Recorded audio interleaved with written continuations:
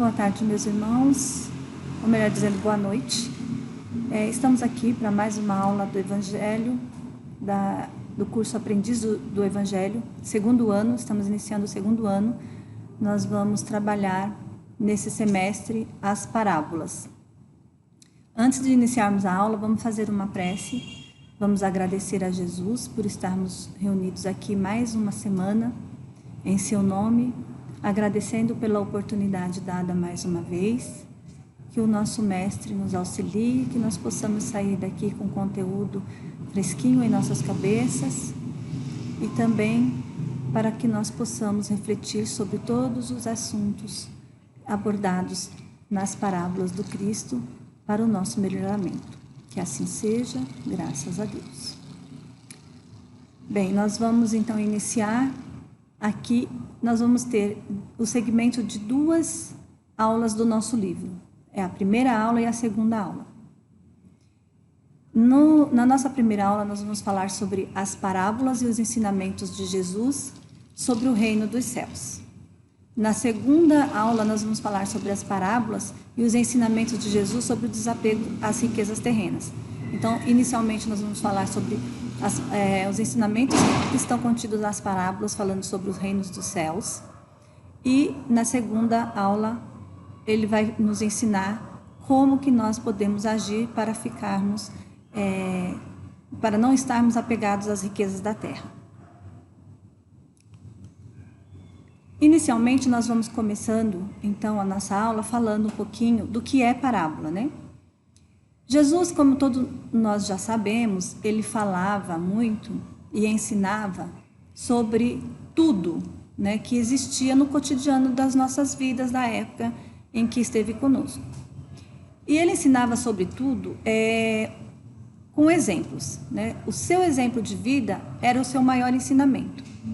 Então, ele utilizava também as parábolas como um instrumento educativo para nos auxiliar, para nos mostrar, né, como que deveríamos estar agindo de acordo com aquilo que Deus espera de nós. Então, as parábolas, ela era somente uma ferramenta que ele utilizava para que a gente pudesse compreender melhor o que ele nos dizia naquele momento. Então, uma parábola é uma narração alegórica, né, figurada, que se encontra nos fatos cotidianos, tendo por objetivo trazer um ensinamento moral. Então, Jesus sempre utilizava fatos do nosso cotidiano, da nossa vida corriqueira, para contar uma história para nós, né, de acordo com aquilo que ele queria nos ensinar. Então, sempre tinha um fundo moral nas histórias que ele nos contava. Então, nós vamos, nessa aula, vamos ver um pouquinho sobre a parábola do semeador, a parábola do joio do trigo, do festim de bodas, da porta estreita, o rico insensato, a parábola do administrador infiel. Vamos ver um pouquinho sobre Zaqueu, o publicano, e o moço rico. Parábola do semeador. Então, Jesus veio contar, né, que um semeador saiu a semear, e ao semear, uma parte das sementes caíram à beira do caminho, e as aves vieram e comeram. Outras caíram entre as pedras, onde não havia muita terra, e vindo o sol quente, queimou as raízes, porque ali não tinha muita terra, então as raízes não ficaram profundas, elas ficaram aparentes e o sol queimou. Outras caíram entre os espinheiros cresceram e as sufocaram. Outra parte finalmente caiu em terra fértil e produziu frutos, uma 100, outra 60 e outra 30. Quem tiver ouvido de ouvir, que ouça. Essa parábola está em Mateus. Então, Jesus usava, né, coisas que nós fazíamos naquela época, que era cultivar o campo, né, semear as sementes da cevada, do trigo, e aí ele utilizava essas nossas tarefas para ensinar alguma coisa para a gente, né? Então, ele vinha contando essa parábola do semeador, que o semeador saiu a semear e as sementes foram caindo em lugares diferentes umas das outras. né? Uma cai sobre as pedras, outras na beira do caminho, outra no meio do espinho e outra na terra fértil. Então aí ele queria nos mostrar como nós estávamos recebendo os seus ensinamentos naquele momento que ele estava contando essa historinha para nós, para que nós pudéssemos refletir sobre nossa vida cotidiana e sobre os ensinamentos do reino dos céus. Então, o semeador aí nessa parábola representa Jesus, que semeia sem cessar os nossos corações. Então, ele vem desde a época que ele esteve conosco aqui encarnado, que ele vem nos ensinando através das suas histórias e do seu exemplo de vida. Então, Jesus nunca parou de semear os nossos corações, porque os seus ensinamentos do Evangelho, eles são muito atuais para os nossos dias de hoje. E eles são eternos, né? Nunca vai estar fora de contexto os ensinamentos do Cristo. Então, as sementes que aparecem na parábola, né, como uma ferramenta também que ele utiliza para nos ensinar, simboliza o ensinamento contido no Evangelho de Jesus. Então, as sementes são as palavras, né, o seu ensinamento, como que ele utilizava a fala para nos ajudar, para nos auxiliar ali naquilo que a gente necessitava naquele momento. Muitas vezes nós estávamos perdidos, muitas vezes nós estávamos sem rumo na nossa vida, sem orientação. Então, as palavras de Jesus caíam como um bálsamo para nós, né? Então, isso servia como essa simbologia da semente é o ensinamento, né? É tudo que ele vinha nos falando ali, e a gente tinha que ir assimilando aquilo de acordo com o nosso grau de evolução. E o terreno, né, que aparece na parábola, que ele vai falando aí, né, à beira do caminho, né, e o pedregulho e tudo mais, simboliza, então, os diferentes estados da nossa evolução, da evolução da nossa alma, né? Então, esses terrenos, ou eles eram estéreis, ou eles eram férteis, ou mais ou menos, né? Não davam frutos direito. Então, esse terreno que aparece na parábola, que ele vem nos falando, do campo aí, significa isso, significa o nosso estágio evolutivo na Terra, né? Como que nós estamos recebendo os ensinamentos aí do reino dos céus. Então, nós vemos também que dentro dessa mesma parábola, nós percebemos assim, a beira do caminho, o que ela significa, na verdade, para nós, né? A beira do caminho. São as pessoas indiferentes aos ensinamentos do Evangelho, né? Elas não são nem boas e nem más. Então, para elas tanto faz. Ou elas ouvem, mas elas não colocam os ensinamentos no seu dia a dia, né? Não pegam para elas como se fosse um ensinamento direcionado para elas. Elas ouvem e pronto, e deixa por isso mesmo. As pedras são aquelas pessoas que inicialmente se entusiasmam com os ensinamentos do Cristo, mas que nas primeiras dificuldades elas desistem, elas deixam para lá, né? Elas param de persistir. Então, elas até querem seguir e tudo mais, mas quando elas encontram a primeira dificuldade, elas desistem. Os espinheiros, né, são as pessoas que recebem a boa semente e deixam ela germinar, crescer. Ela vira uma plantinha. Mas aí vem o nosso orgulho e sufoca essa planta, né? Então, os nossos vícios morais não deixam a planta crescer, não deixam a palavra do Cristo, os ensinamentos do Evangelho, florescer em nossos corações. A gente sufoca elas com os nossos vícios morais. E então, por último, a gente vê a terra fértil, né? Que são as pessoas que estão aí receptivas aos ensinamentos do Cristo. Então, elas recebem a sementinha, elas cuidam dela, elas protegem a semente e fazem de tudo para que ela se fortaleça e frutifique.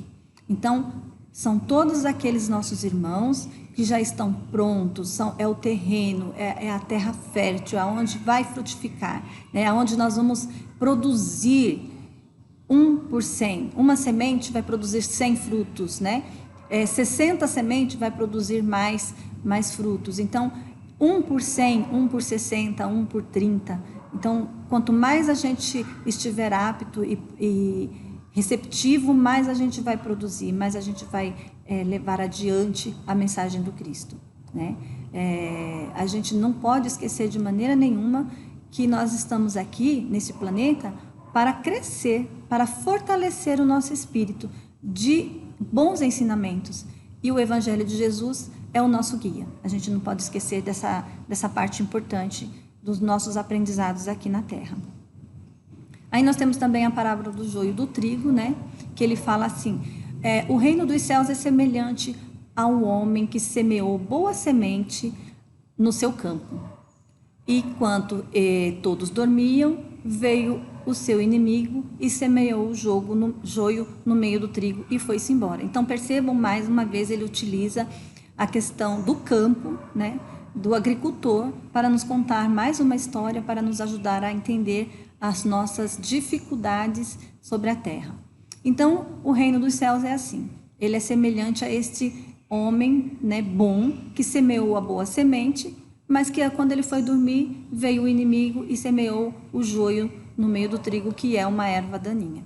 Então, a gente percebe, meus irmãos, assim, nós todos estamos aqui no planeta, bons e maus, né? Estamos aqui.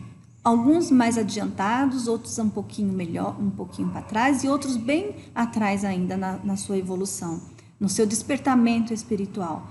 Então, é isso que significa essa parábola do joio e do trigo, né? E aí os servos do Senhor da terra perguntam para ele no dia seguinte se ele gostaria que eles retirassem o joio do meio do trigo. E aí então o Senhor fala que não, que deixe o joio e o trigo crescerem juntos, porque se arrancar o joio ali naquele momento, corre-se o risco de arrancar o trigo também. Então o que ele queria dizer para nós? Que nós estamos aqui num planeta de provas e expiações, que todos nós estamos caminhando junto, mas que bons e maus, ricos e pobres, felizes e infelizes, doentes e sãos têm que caminharem juntos, né? Que é para um ajudar o outro, para um cuidar do outro, para um dar a direção para o outro que ainda não encontrou o seu caminho. Então, nós necessitamos de estar todos juntos, no mesmo local, no mesmo planeta, nas mesmas condições, né? Vejamos nós agora nesse momento de pandemia que nós estamos passando, não existe diferença de classe social, nem de cor, de pele, né? Nem de países ricos ou países pobres. Todos nós estamos na mesma condição, né? Todos nós estamos vivenciando o mesmo problema. Então, todos nós precisamos estar solidários uns aos outros, caminhando junto uns com os outros para que a gente não se perca. Jesus disse que nenhuma ovelha se perderia. Então, nós não podemos deixar ninguém para trás. Se nós estamos um pouquinho melhor, vamos ajudar aquele que ainda não melhorou. Vamos tentar ajudar o nosso irmão a entender melhor a sua passagem aqui pelo planeta. Então, nesta parábola também, o homem aí que semeou a boa semente é Jesus, o campo é o mundo, onde nós estamos vivenciando todas as nossas experiências, né? É o nosso planeta. O trigo simboliza os bons que se esforçam para seguir a lei divina, né? O joio são as pessoas que ainda se comprazem na prática do mal.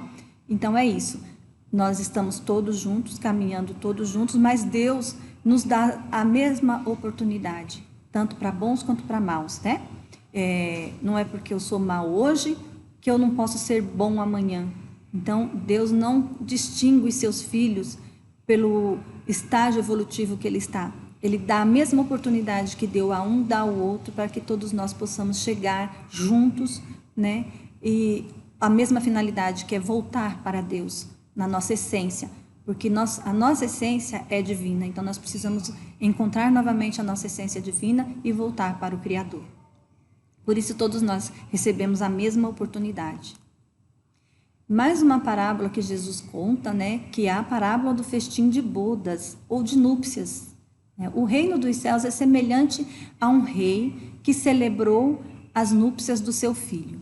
Então esse rei, ele estava celebrando as núpcias do filho dele e enviou os servos para chamar os convidados, né? Mas os convidados não quiseram vir.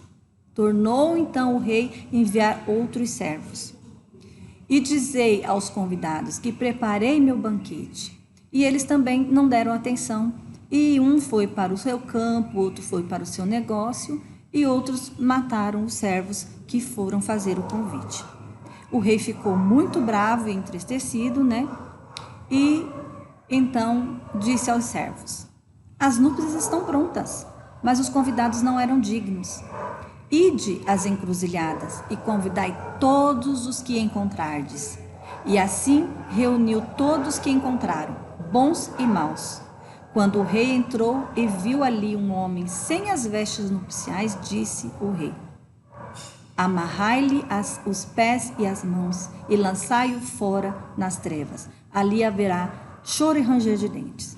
Então, nesta parábola aqui, mais uma vez, Jesus compara o reino dos céus, né, como um reino aqui da terra, como o reino de um rei, né, poderoso na terra. Então, assim, Deus já nos deu todas as oportunidades, já fez todos os convites que deveria fazer para nós. Já enviou vários emissários, né? Já enviou homens antecedendo Jesus, homens e mulheres que antecederam Jesus. Em seguida veio Jesus, né? E agora, depois de Jesus, também nós já tivemos outros irmãos que vieram nos fazer o convite para o Evangelho, e nós ainda não estamos tão receptivos assim como Deus gostaria que nós estivéssemos, né? Então, ele vai de tempos em tempos oferecendo a nós oportunidades para que nós voltemos para o caminho, mas a gente está sempre desviando, a gente sempre pega um atalho. Quando a gente pega um atalho, ele nos envia mais um servo para nos fazer o convite novamente. E aí então, nessa passagem, quando fala que o rei entra e vê ali um homem, né, que está sem as vestes nupciais, significa assim, que não adianta também nós entrarmos no reino dos céus, entrarmos para o estudo do Evangelho, entrarmos para dizer, agora eu sou um cristão de verdade, mas eu não vestir as vestes nupciais, ou seja, não limpar o meu coração, não deixar o meu coração puro para receber de fato os ensinamentos de Jesus e fazer que este ensinamento realmente faça parte da minha existência, da minha vida, e que eu possa também passar esses ensinamentos a outros irmãos que também precisam de auxílio para se melhorar espiritualmente, para crescer espiritualmente. Então, quando a gente não se melhora, a gente não liberta o nosso coração dos rancores, das mágoas, né?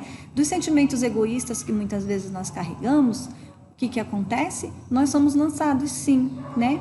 Às trevas que nós mesmos criamos para nós. E aí nós sofremos, né? E aí é onde entra essa frase: ali haverá choro e ranger de dentes. Porque aí nós vamos sofrer e vamos colher os frutos do egoísmo que nós estamos plantando na nossa caminhada, né? E por isso que nós precisamos estar prontos, ter ouvidos de ouvir, olhos para ver e ter as vestes nupciais, como Jesus vem ensinando nessas parábolas até aqui, né? Então, o significado dessa parábola, ela é bem simbólica, mas é uma parábola que nos ensina muito, né? Nos chama muito a atenção para a reflexão.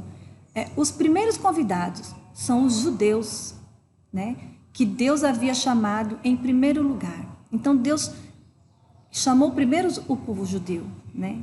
Que era um povo mais simples, né? Que estava ali já aptos a receber a mensagem, aptos a receber a boa semente. Então, os primeiros convidados para as núpcias foram os judeus, né? E a gente sabe que nem todos aceitaram de pronto ali o chamado, né? O convite para seguir o Deus único, o Deus verdadeiro, né? Os servos do rei são os profetas que Deus enviou para convidar os judeus. Então, assim, os servos simbolizam aí os profetas da época, né?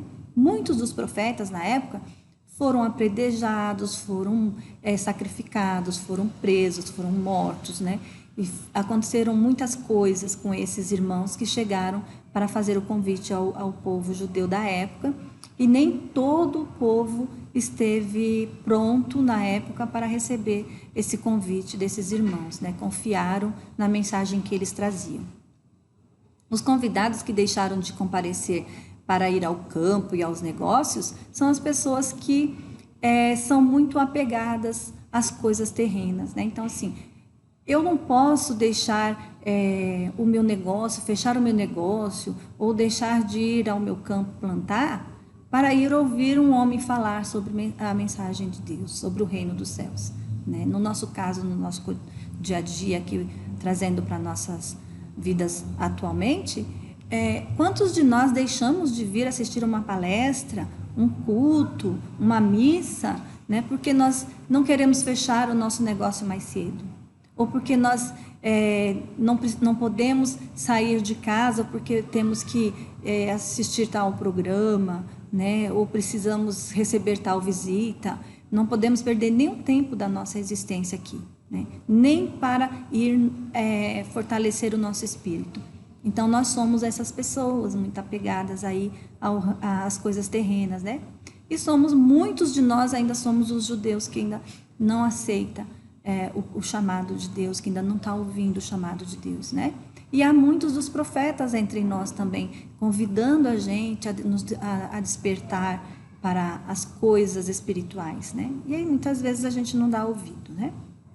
E quando o rei manda convidar todos os que fossem encontrados nas ruas, né, fazia-se entender assim que a palavra seria pregada a todos os outros povos, uma vez que o povo judeu não aderiu totalmente ao convite, né?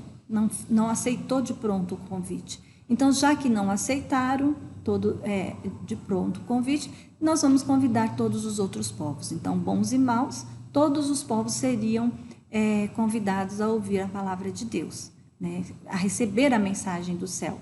Então, nós vimos isso depois com Paulo, né, que fez a pregação, caminhou quilômetros por todas as cidades que ele pôde caminhar, levando então o evangelho de Jesus. Graças a Deus, nós encontramos alguns irmãos no caminho que conseguiram manter a sua fé firme, determinação e levar então a mensagem do Cristo a todos os outros povos, e assim a mensagem de Jesus chega até nós nos dias de hoje. E aí então Jesus, né, não deixa de falar a frase que muitos são chamados e poucos os escolhidos, e é verdade, né? Todos nós somos chamados, mas quantos de nós somos os escolhidos? E quem vai fazer essa escolha? Somos nós mesmos. Aonde eu devo estar? Qual o compromisso que eu tenho? Eu tenho compromisso com a minha parte espiritual? Eu quero me melhorar? Então é isso que a gente precisa começar a refletir, né? Então muitos são os chamados e poucos os escolhidos. Então Deus está dando a mesma oportunidade a todos, mas nós não estamos ouvindo muitas vezes. Parábola da porta estreita. Essa parábola ela é muito mais conhecida, né, de todos, porque nós falamos muito dessa parábola. Entrai pela porta estreita, porquanto largo é o caminho que conduz à perdição, e muitos são os que entram por ele, estreita, porém, é a porta. A porta larga são as ilusões do mundo, as convicções erradas, os maus hábitos, todos resultantes da nossa ignorância, né, do orgulho, da vaidade, do egoísmo, dos nossos defeitos morais. Então, nós precisamos entender que Jesus, ele não veio para nos dizer que seria fácil a nossa caminhada, que seria leve o nosso fardo. Não, ele veio para nos mostrar que tem como fazer a coisa certa. Só não é tão fácil como nós gostaríamos que fosse, porque nós, às vezes, precisamos de um pouquinho de dificuldade para valorizar aquilo que nós ainda, ou que nós já temos, ou aquilo que nós já perdemos. E aí correr e conquistar novamente a nossa busca, né? Sair atrás de novo daquilo que nós precisamos para estarmos melhores cada vez mais na parte espiritual. A porta estreita são todos os desafios da nossa vida, né? O esforço pessoal para conquistar os bens espirituais, e não depende de crença religiosa, né? Mas de abrir o coração, para que o amor entre em nosso coração e a gente possa ter uma vida mais feliz, uma vida mais leve, mais saudável. Então, nós precisamos entender o seguinte: a porta larga é muito fácil de entrar, nós podemos entrar por ela a hora que nós quisermos, porque afinal de contas nós temos o livre-arbítrio. Mas nós precisamos entender o que nós vamos encontrar do outro lado, né? O que nós vamos colher, que frutos nós vamos colher aí nesse momento. A porta estreita, ela é mais difícil de entrar, é mais desafiador, porém, o esforço que nós vamos empregar para poder passar por essa porta vai nos trazer um benefício muito grande espiritual. Nós não podemos pensar somente no momento que nós estamos aqui. Mas e depois? E como nós vamos voltar para a pátria espiritual? De que forma? O que nós vamos levar conosco quando estivermos voltando para casa? Porque nós sabemos que estamos aqui temporariamente. Nós precisamos florescer aqui para voltarmos para a casa de nosso Pai, muito melhores do que quando chegamos aqui. Temos mais uma parábola, que é a parábola do rico insensato. A terra de um rico produziu muito. Ele então refletia: o que hei de fazer? Então ele ficou preocupado. E agora? A minha terra produziu demais. O que eu vou fazer? Nos meus celeiros não cabem toda essa produção. E aí ficou pensativo e decidiu: já sei, eu vou demolir os celeiros que eu tenho e vou construir celeiros muito maiores e assim eu vou poder guardar toda a minha produção lá dentro. Isso é o nosso irmão pensando, que estaria assim fazendo algo de muito bom. Inclusive pensava assim eu vou poder viver muito bem, tranquilo, sossegado, não vou ter problemas, de ordem financeira e nem de alimentação, porque eu tenho o suficiente para viver e não vai me faltar nada. Mas Deus lhe disse: insensato, nessa mesma noite ser-te-á reclamada a alma, e as coisas que acumulastes, de quem serão? Como que nós podemos ficar acumulando coisas, preocupados com o dia de amanhã, com o futuro, com o ano que vem, com a semana que vem, se nós não sabemos o que vai nos acontecer daqui a meia hora, se nós vamos conseguir levantar no dia seguinte, se vamos estar encarnados ainda no dia seguinte. Então isso é uma insensatez, Se nós temos muito, se nós produzimos muito e fomos abençoados com uma produção muito grande, se nós temos um emprego hoje que nos traz grandes benefícios, vamos auxiliar aquele que não tem, vamos ajudar aquele que ainda não conquistou isso, Vamos ajudar a saciar a fome de alguém, a aquecer o corpo de alguém numa noite fria. Vamos auxiliar aquele que geralmente bate a nossa porta em busca daquilo que nos é supérfluo, mas para o nosso irmão que não tem nada, é um tesouro que está recebendo naquele momento, um pãozinho que a gente dê ali naquele momento e que tira a fome momentaneamente, já faz uma diferença muito grande na vida dos nossos irmãos que têm muito menos do que nós. Então, nunca, nós não estamos dizendo aqui, meus irmãos, que o Evangelho, ele prega a miséria. Não é isso. Muito pelo contrário, o Evangelho, ele prega a fartura, Ele prega sempre que nós tenhamos vida e vida em abundância, sempre tudo em abundância na nossa vida. O que o Evangelho não prega nas nossas vidas é a avareza, É ficarmos apegados àquilo que temos sem pensar no próximo. Nós estamos aqui para um auxiliar o outro. Se hoje eu tenho, eu auxilio quem não tem, porque amanhã eu posso não ter. E aí? Se eu não fiz nada, eu não posso colher onde eu não plantei, não é? Se eu sou uma pessoa boa, se eu ajudo o próximo, se eu auxilio o irmão que está necessitado no momento de angústia dele, eu estou angariando, não estou só fazendo bem para ele, estou fazendo bem para mim também. Então, no momento de necessidade minha, eu também vou encontrar aqueles que vão me ajudar.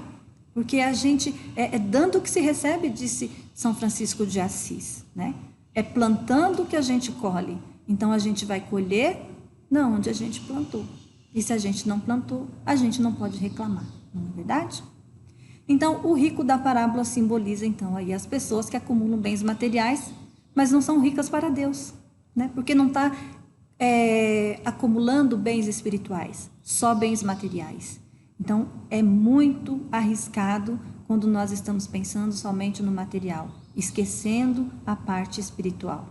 Nós temos que pensar primeiro na parte espiritual e depois o restante tudo mais nos será acrescentado. Buscai primeiro o reino de Deus e tudo mais vos será acrescentado, disse Jesus quando esteve conosco. E aí nós temos uma questão do Livro dos Espíritos, que é a 716, que diz assim, Kardec pergunta, A natureza não traçou o limite do necessário em nossa própria organização? E a resposta? Sim, mas o homem é insaciável. A natureza lhe traçou o limite, mas os vícios lhe alteraram a constituição e criaram para ele necessidades artificiais. Então, muito do que a gente acha que precisa, a gente não precisa, né? A gente não precisa, por exemplo, de ter uma dúzia de sapato. A gente não precisa, por exemplo, de ter 5 carros na nossa garagem. A gente tem que ter o necessário para viver e não o supérfluo, né? O que é além daquilo que a gente necessita. A gente precisa de uma casa, a gente precisa de um carro, a gente precisa de boa alimentação, a gente precisa de lazer. Mas a gente não precisa do excesso dessas coisas. Então, nós temos que ficar atento para isso, porque tudo que estiver além daquilo que a gente necessita é artificial para a nossa alma. A parábola do administrador infiel. Um homem rico tinha um administrador que foi denunciado por dissipar seus bens.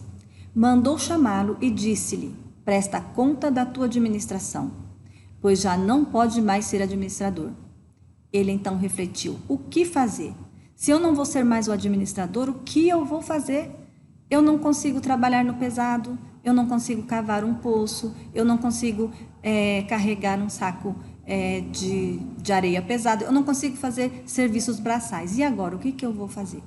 Aí pensou, refletiu e decidiu. Convocou todos os devedores do seu senhor, um a um, e disse ao primeiro: quanto deves ao meu senhor? Aí então ele respondeu: 100 barris de óleo. E aí o administrador disse: toma a tua conta e escreve depressa, 50. Depois fez a mesma coisa com o próximo. E tu, quanto deves? 100 medidas de trigo. E ele disse: toma a tua conta e escreve, 80. E aí então o Senhor louvou o administrador desonesto por ter agido com prudência. E aí a gente fica pensando, mas todo o ensinamento de Jesus não tem a ver com a ética e com a moral? Sim, todo ensinamento de Jesus tem a ver com a ética e com a moral. Então, como ele louvou o administrador desonesto? O que ele fez aqui não foi louvar a desonestidade do nosso irmão. O que ele fez aqui foi louvar a atitude prudente que o nosso irmão teve. Ou seja, o Senhor representa Deus, o legítimo proprietário de todas as coisas. O administrador somos todos nós, administrando qualquer bem material que esteja em nossas mãos. Os devedores representam todos os nossos semelhantes, aqueles que encontramos em nossa vida. Então, se nós formos justo com os nossos irmãos, Deus também será justo conosco, como Ele é sempre justo conosco, né? Nós não precisamos nos esconder só porque erramos. Se nós fomos desonestos, se nós desistimos em algum momento de seguir as mensagens do Cristo, se nós deixamos de ser uma pessoa boa momentaneamente, Deus está vendo a nossa essência divina. Ele sabe que lá na frente nós vamos melhorar e vamos melhorar muito, né? Vamos ver a história, mais uma vez, de Paulo de Tarso, né? Que errou muito com os nossos irmãos cristãos, os primeiros cristãos, mas depois fez a diferença. Não é verdade? Nós vamos ver outros irmãos na história que também se equivocaram e depois cresceram aos olhos de Deus. Porque aquilo que nós fizemos até aqui, meus irmãos, não muda a nossa essência. O que muda é as nossas atitudes. Se nós deixarmos de fazer o errado e começarmos a fazer o certo, ótimo. O que ficou para trás, nós vamos sim nos reajustar com a lei. Mas isso não vai fazer a gente ser diferente daquilo que Deus criou em nós, que Deus colocou em nós, que foi a sua essência divina. Ela não vai deixar de existir porque nós nos equivocamos em determinado momento. Nós vamos ser sempre filhos de Deus, criados por Ele. Nós ouvimos sempre o nosso irmão aqui, seu Manuel, falar, né, muitas vezes, que os nossos irmãos mais criminosos aos nossos olhos um dia será anjo, porque a essência de Deus está lá, só precisa se despertar. E é assim que nós vamos caminhando na humanidade. E nós temos que ser generosos com os nossos irmãos, justos com eles. E aí assim, Deus nos louvará também. E aqui então nós vamos ver um pouquinho da história de Zaqueu, o publicano, né? Lembrem-se, meus irmãos, de Zaqueu.